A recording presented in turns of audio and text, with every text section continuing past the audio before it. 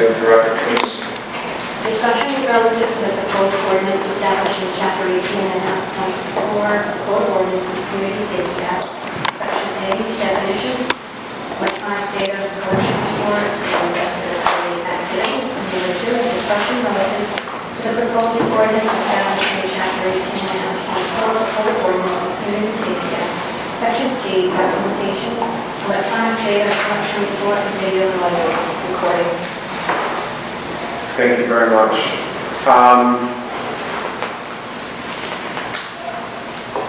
I was going to have Nick Freeman, the Policy Director in the Council office, go over the points here on the agenda so we can specify what is in the proposed ordinance, and then we can open it up to discussion from that. Thank you, Mr. Chairman. So, again, for the record, Nick Freeman, Manager of Policy Research, Providence City Council Office. Before we begin, I just want to hand out 2 documents for everyone here. There's 2 stacks. And I think this is going to at least illustrate a point about how far we've come and how close we are to getting to some final language on this. This first giant stack of documents here, this is all of the sections of the CSA that after conversations it seems as though people are generally in agreement on. This giant stack here. And then this little double-sided stack here is the agenda items that are on here for today that are points where there's still some contention, points for some discussion, and I think that's going to help us move forward as we look at this. We really have far more agreement on this language than we have disagreement. There's far more clarity on this now than there was 3 years ago when this whole thing started.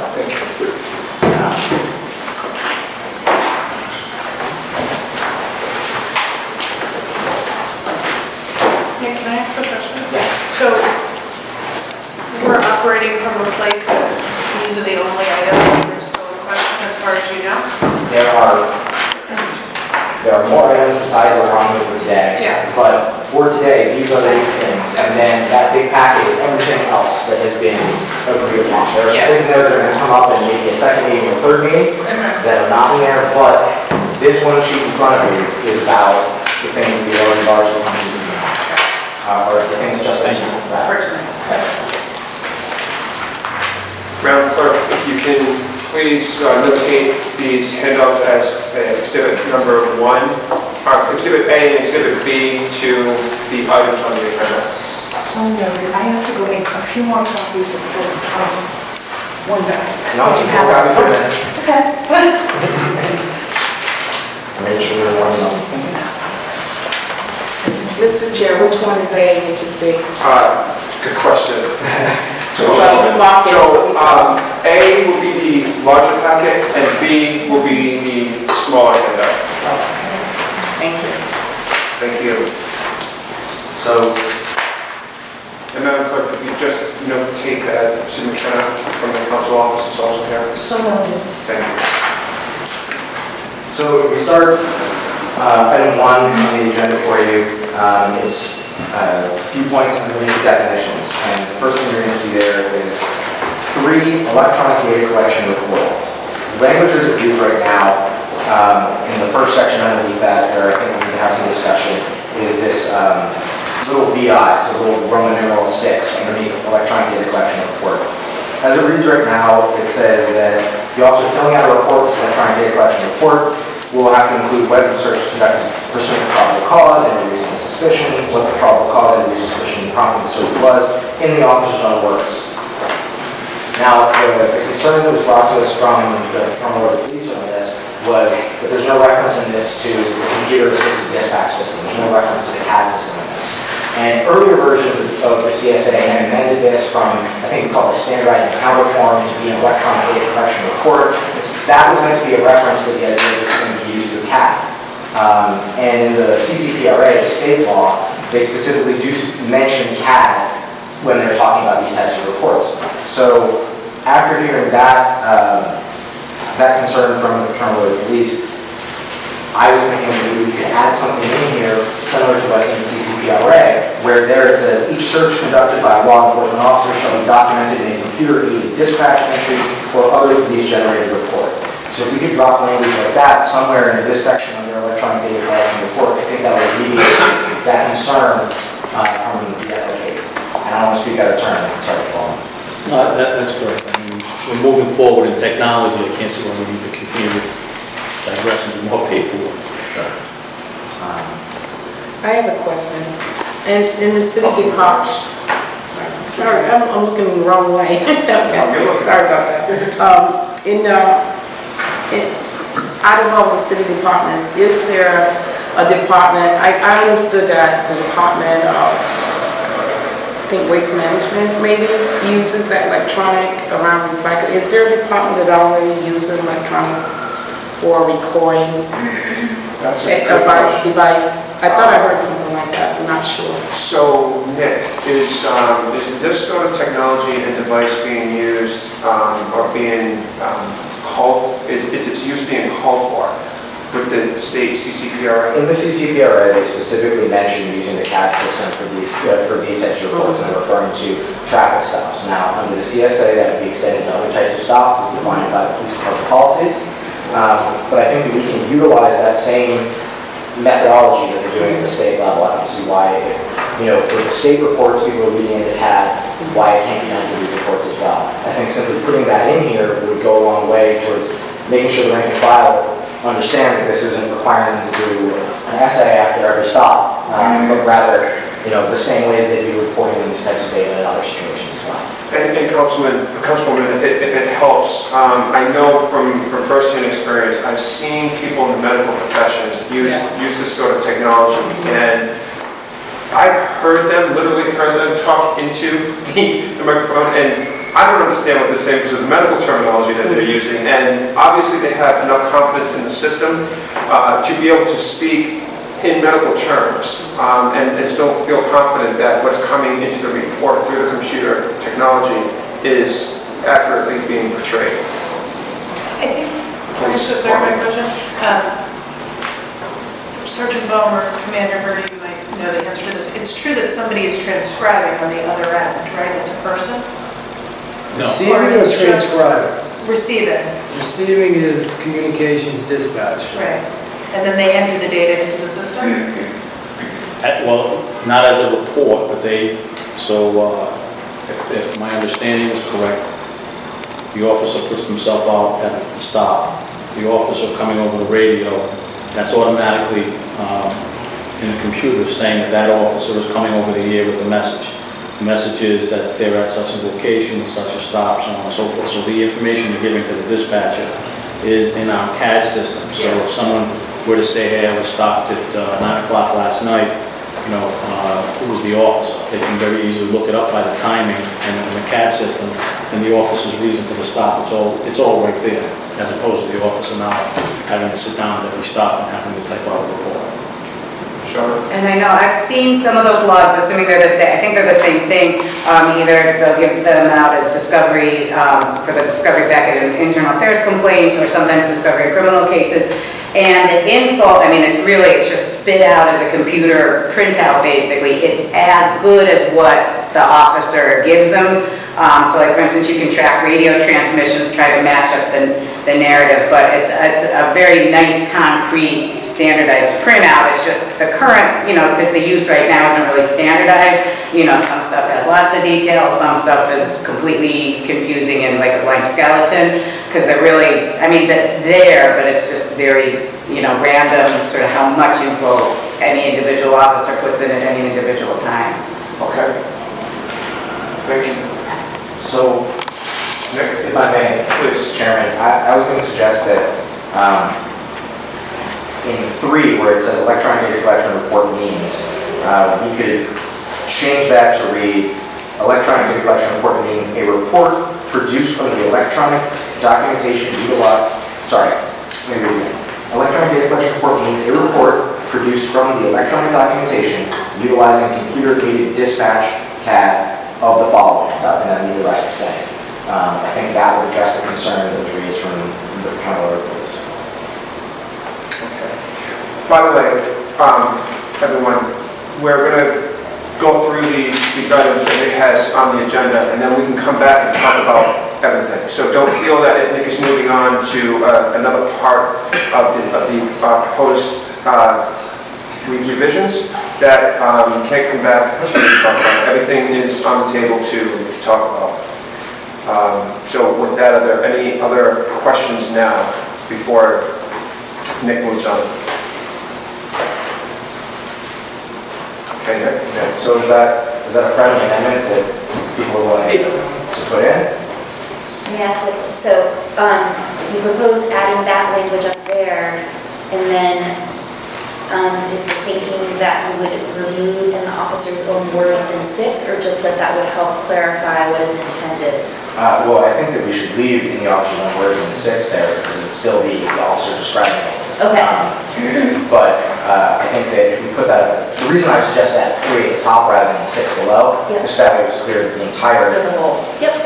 So, and that's a good point. I think part of the reason why we should go over the revisions that you plan on talking about first, because I think it may answer some questions. So why don't you continue along with some of what you're talking about? If there are immediate questions or discussion points, we can come in, but then once we hear everything, we can come back and talk about them all in context of one another. Sure. So then the next thing under the electronic data collection report that had been brought up was Roman numeral 11, so that's little xi under there. And that's where it says the name. The electronic data collection report should include the name and badge number of the officer. So there were 2 concerns that were brought up here. One is that the CCPRA specifically says that the reports that they're generating do not include the name and badge number of the officer.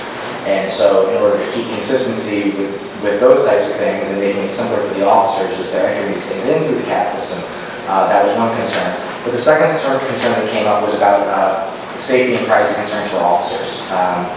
It was pointed out that there was a recent social media posting with someone suggesting that they find out where certain officers' homes are. And in the wake of things like that, combined with trying to keep it consistent with the CCPRA, there was a suggestion that we could remove references to name and badge number and instead put in the federal ID number. That's a unique identifier that police officers have. In that same way, then the same reports would be able to be traced back to the individual officer. If there's a complaint associated with that, it still be found to be to the same officer, but it just creates that one extra barrier between the officer and their name being put directly out.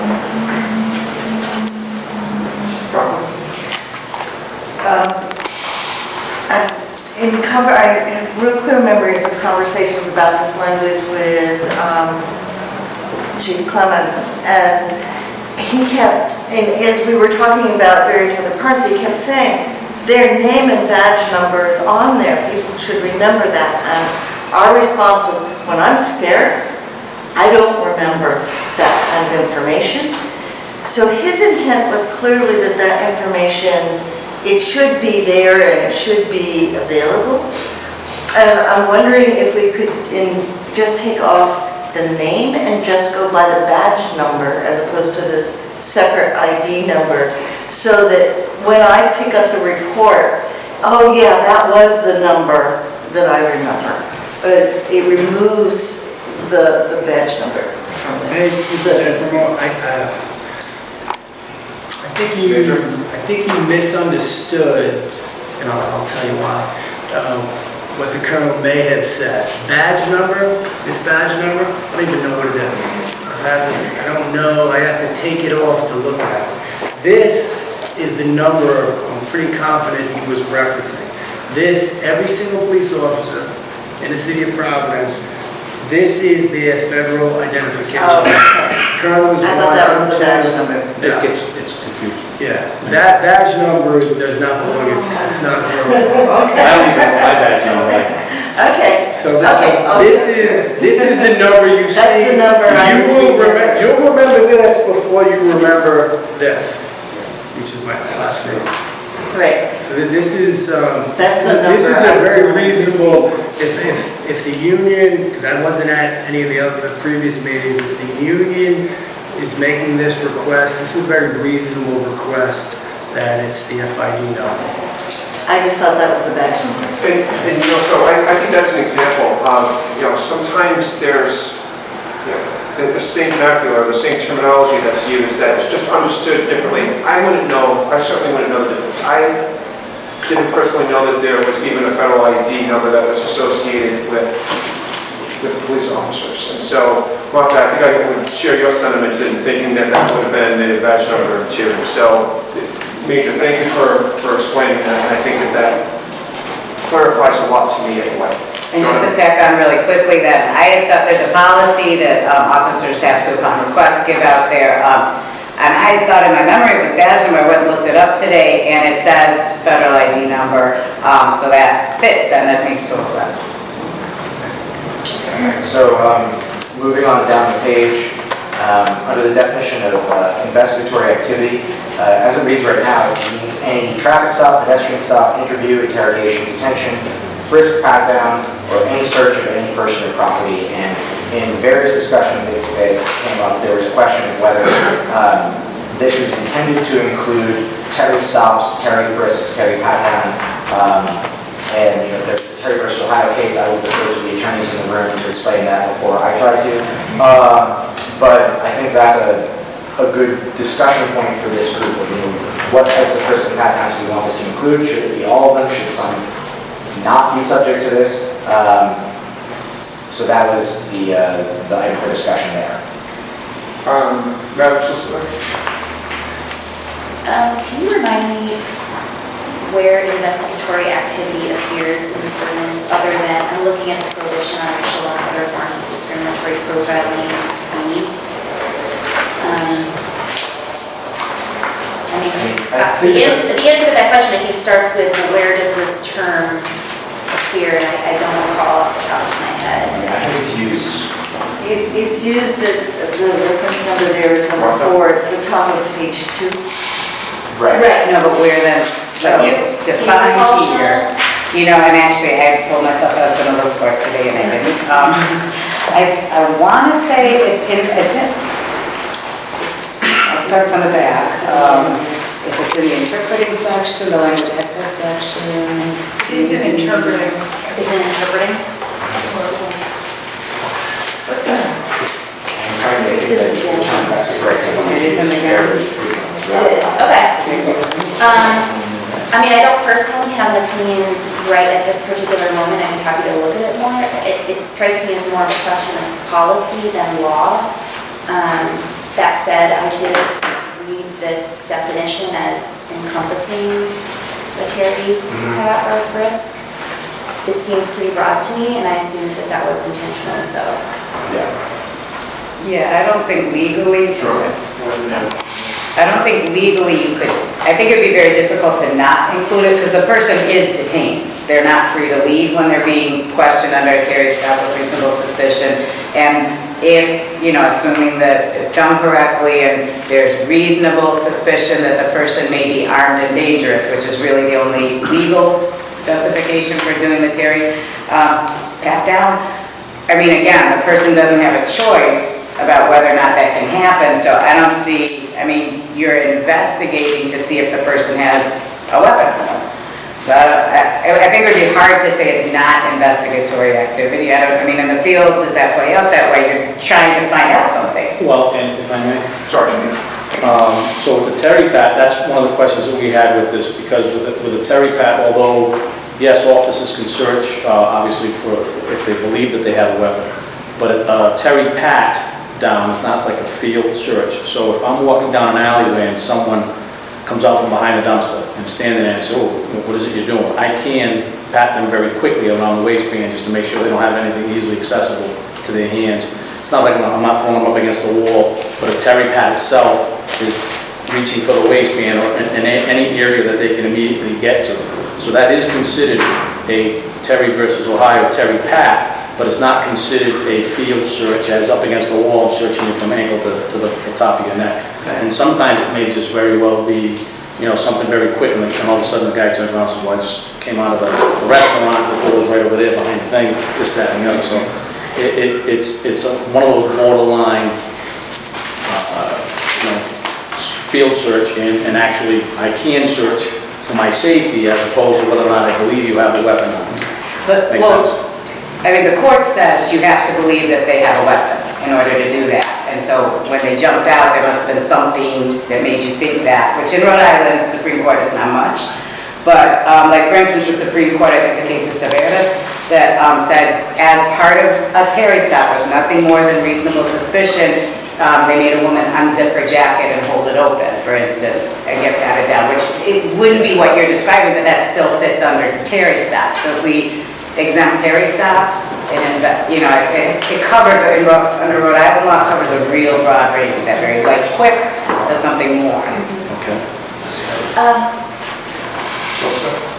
I was just gonna, so Commander Birdie was sort of prompting me to bring us back to what the question is, because again, everything that was just described, you can talk about, you know, what is or is not required to permit the officer to do it, but to me, it would be encompassed in this definition. So I don't know if someone was concerned that there's gray here and it wouldn't be. I just don't know the issue is actually.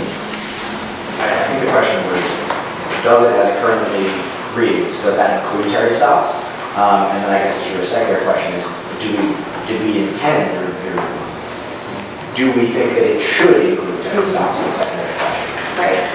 So the should is again the policy question, but whether it does, I mean, I would believe that a Terry stop is a search of a person, but I'm open to other interpretations. Most of the time, they're one and the same.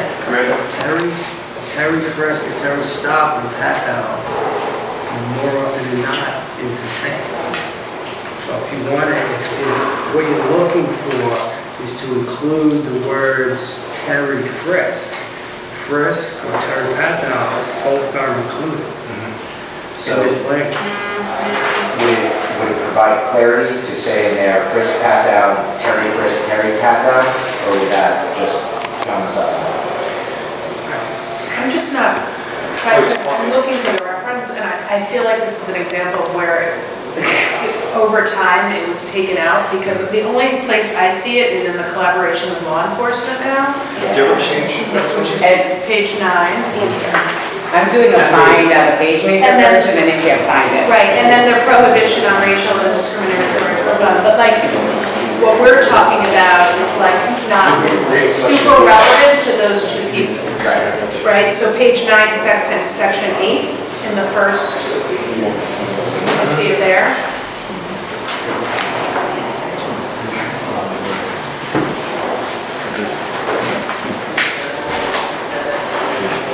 Well, so, I mean, in the prohibition on racial And in the discriminatory profiling, it prohibition, says, if when conducting any investigatory activity, law enforcement should not hold. So, do we want, in the prohibition on racial and other forms of profiling, do we want to make sure that Terry stops are included?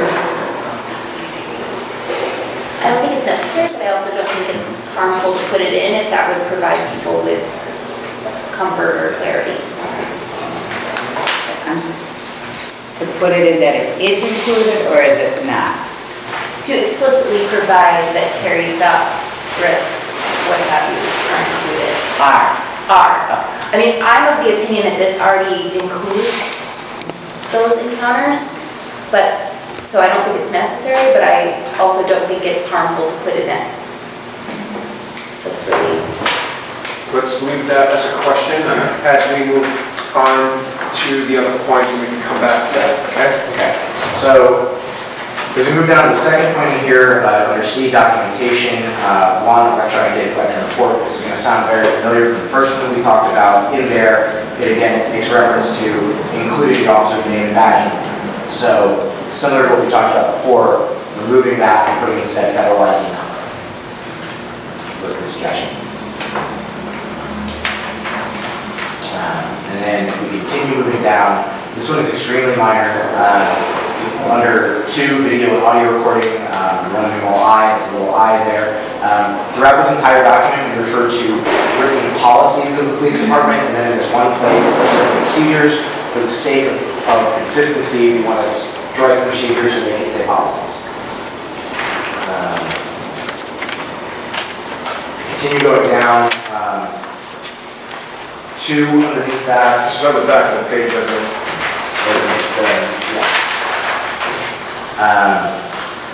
Where it says, "The subject that we stop shall be advised by the officer that the encounter is being recorded." In many places in this document, from the first draft of it to, I'm not even sure what draft we're on at this point, but from then to today, in many different places, language stating when practicable and consistent with officer safety and the safety of others has been added in. It's been suggested that the way this is written right now, it would seem to imply that if an officer sees someone with a gun to someone's head and he's wearing a body camera, first he'd have to say, "I'm wearing a camera, please put down the gun." And so we just want to add in this place, like we've done in other places, when practicable and consistent with officer safety and the safety of others. And then one final thing, this is just the very last line of number 4 at the same point. The last line there says, "Copies of such recordings, these are audio and video recordings of the stop, shall be deemed public documents subject to the Access to Public Records Act." Now, first of all, the 2 comments we make this are, one, if they're subject to the state law of public records, whether or not we say that, they will be. So it may just be redundant there. But then the other question is if they are subject to the Public Records Act, it's my understanding they would be heavily redacted in this case unless you were actually the subject of the stop itself. As a violation of privacy, we don't want to give that out to people. So the concern there is if we're putting this language in there that implies that someone can do an APRA request for these types of videos or audio recordings, and in reality we know that under APRA they're not going to be released, is it just giving a false sense of this? Should we just strike this language? And I think that takes us through the entire... Okay, thank you, Nick. So, in recap, it started off at VI, where there's no reference to the CAD system of the computer-aided dispatch. And correct me if I'm missing anything, okay?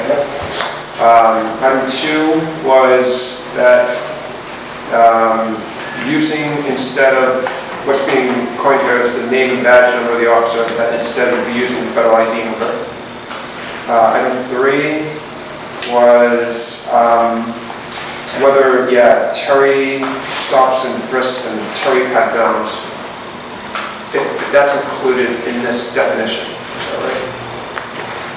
Number 4 is, again, a reference to changing what's referred to as here, officer's name and badge number to the officer providing the federal ID number. Number 5 was really just a word change from procedures to policies. This is when you're on the sheet here, it's the last item on the bottom of the page, and it would change written procedures to written policies. Number 6, if you flip the page, is in section number 2 here, where the wording would remain the same except for adding when practical and consistent with officer safety and the safety of others. And then item number 7 is potentially striking the last sentence here, since state law is going to carry the day in any case. Is there any questions or discussion or points that anyone's interested in making on any or all of these? I think it's very reasonable comments. Okay, thank you.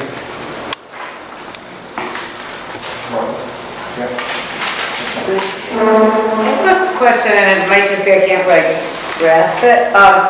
For the adding the clause on about the advising the person that they're being recorded, and I'm only really interested because I understand the cameras, the light points up, so the person, there's no way for the person to know unless the officer tells them. What would be the difference, like, nuts and bolts actually in practice, if instead of practicable and consistent with officer safety, if you took out the word practicable and just said when consistent with officer safety and the safety of others? Good question. Because it seems like that's the goal, right? Would it work out enough to like cover that intent? Just so I have this with it, in your words. So adding on to then, where we're talking about adding on to that the subject of the stop shall be advised by the officer, that the encounter is being recorded when consistent with officer safety and the safety of others, instead of when, part of it is I don't think it's a real word, that practicable thing. Instead of when practicable and consistent with officer safety. You know, like, so if you have laryngitis, it's not practicable, but, you know, your partner could say it. But, you know, if it's consistent with safety, I mean, that's, you know, pretty basic. Any comments or response?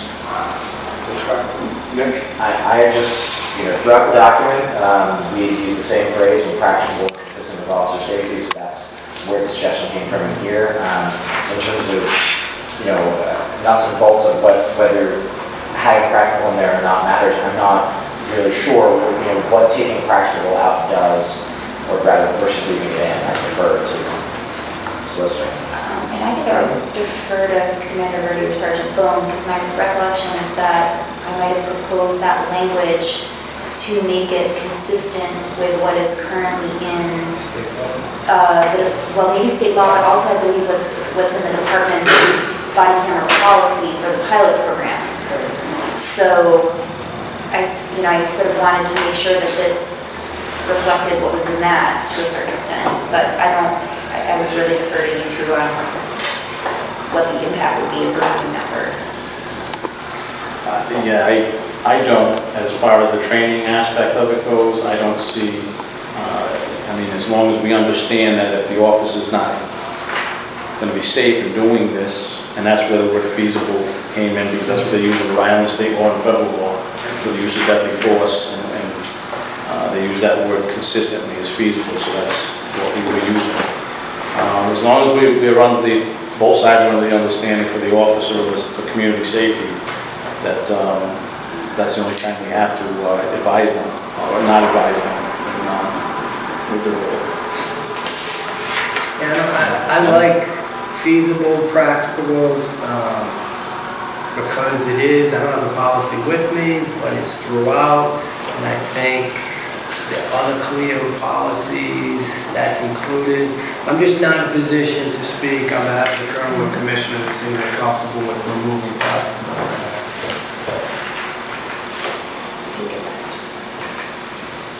So, Madam Clerk will keep that as an item to check in with the Commissioner and the Chief on. Thank you.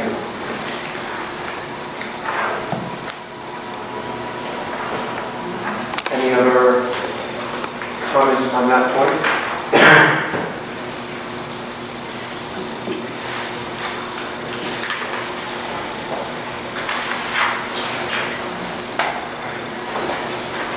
Any other points of consideration on the matters that Nick went over?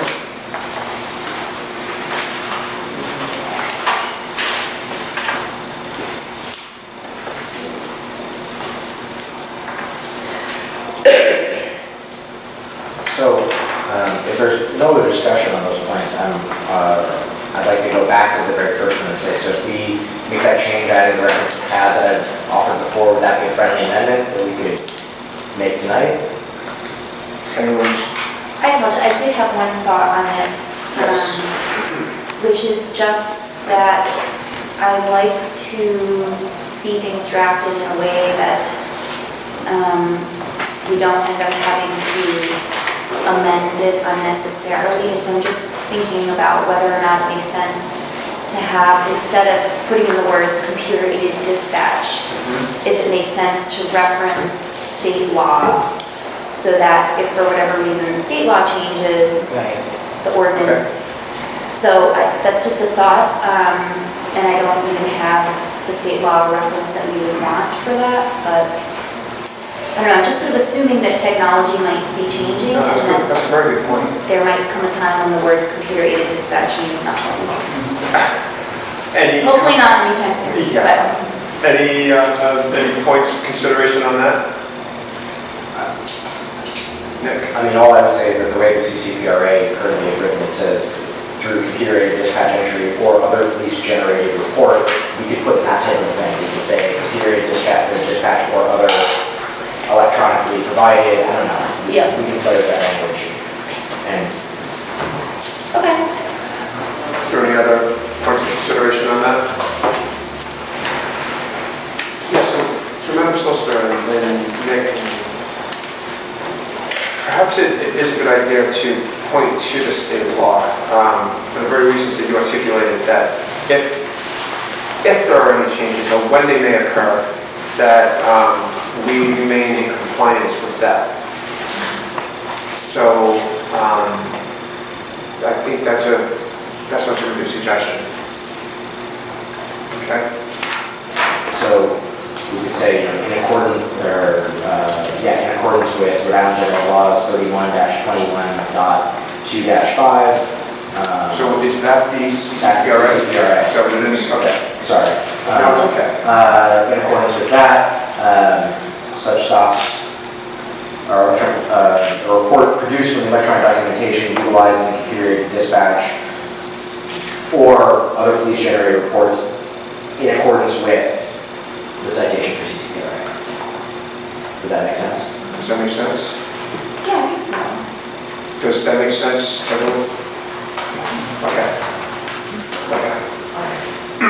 Madam Clerk, do you have that reference? Or do you guys want to, you want to talk about that offline and then bring it back? So we'll just put that as a notation too, that what we'll do is point to the existing state law, and that will allow for the flexibility that if there's a time when that may change, that we're still in compliance with that. Okay, thanks. Thank you for pointing that out. And then, again, just sort of going through the changes that I discussed. Under XI there, where it says name and badge number of the officer, is that a friendly amendment to change that to the federal ID number of the officer? Federal identification number of the officer. Okay. Everyone okay with that?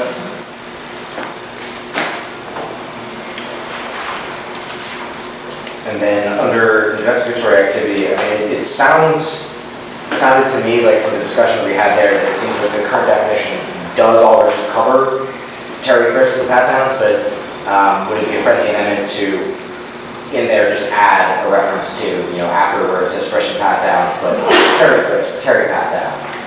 Now, the one thing with this is that I think what we want to do is, on this particular matter, also solicit the opinion from the commissioner and the chief. And since they're not here, we just might want to put that one on the parking lot. But how does everyone else feel about that? Okay. Sorry, go ahead.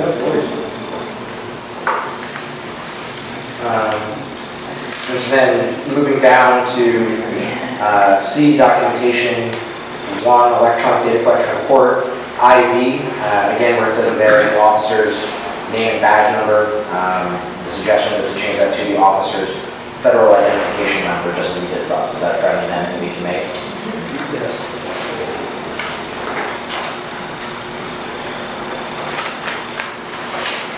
Okay. 2, audio and video recording, I, where it says the Providence Police Department shall adopt written procedures. The suggestion was to strike procedures and put in place policies. Is that a friendly amendment we can accept? Yes.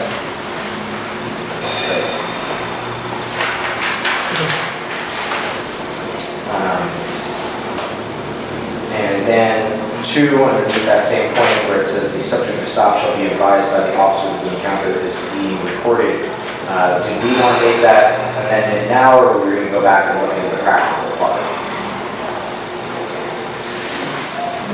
I believe that was an item for the colonel. Okay, great.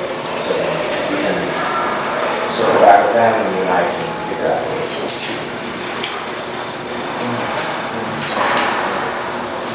And then the last point was under 4 there, where it says copies of such recordings shall be deemed public documents subject to the Access to Public Records Act, Rhode Island General Laws 38-2-1. Is there a friendly amendment to strike that? Okay.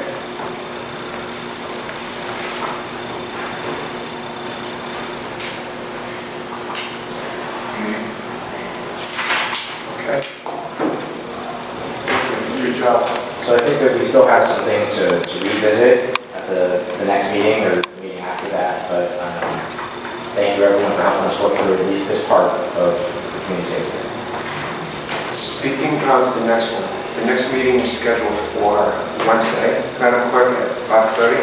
5:30. Okay. It might be worthwhile that we maybe look beyond that and try to identify times that we can secure for a meeting next week too. Okay? So, Madam Clerk, how's our calendar looking? Calendar is treacherous. I would say please, definitely not Tuesday. I have radios that night, possibly a fourth, and we're stretched a little thin on Tuesday.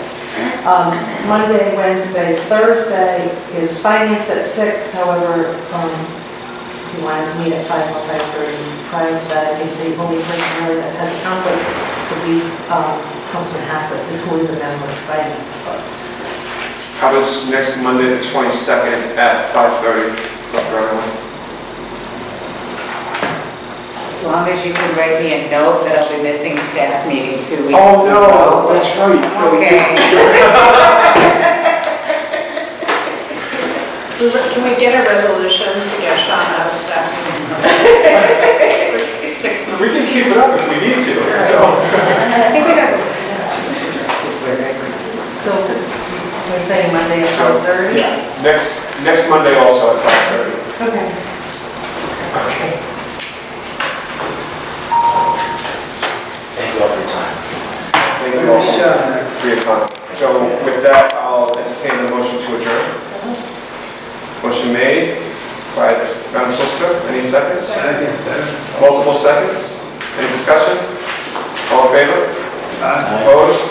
You guys have it.